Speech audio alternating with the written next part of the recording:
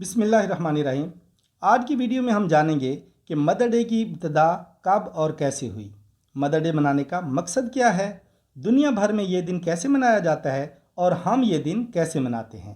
سب سے اہم یہ کہ اسلام کی مدر ڈے کے بارے میں تعلیمات کیا ہیں، اور آخر میں نوجوان نسل کے لیے ہمارے معاشروں کے حساب سے مدر ڈے کا صحیح پیغام دیا جائے گا۔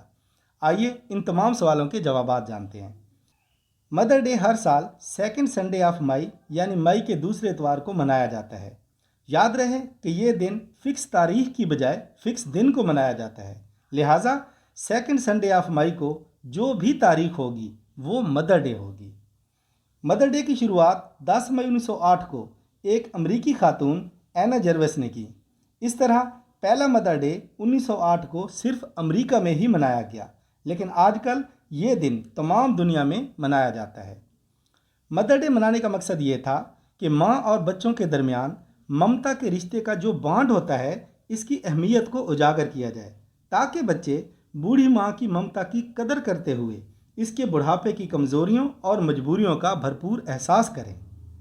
دنیا بھر میں مدر ڈے کے موقع پر مختلف پروگرامز، سیمینارز اور فنکشن منعقد کیے جاتے ہیں، جن میں ماں کی ممتا کے احساس کو بھرپور طریقے سے اجاگر کیا جاتا ہے، جس کا فائدہ یہ ہوتا ہے کہ بچے اپنی بوڑھی ماں کے بڑھاپے کی کمزوریوں اور مجبوریوں کا احساس کرتے ہیں۔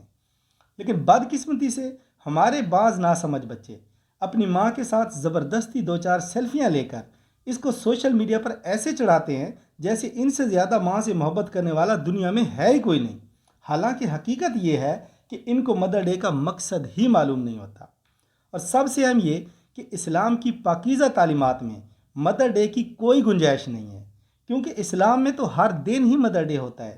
ایک ایسا مذہب جو والدین کی طرف پیار سے دیکھنے کو حج کے برابر سمجھتا ہو، وہ اس کو ایک دن کے لیے محدود نہیں کر سکتا۔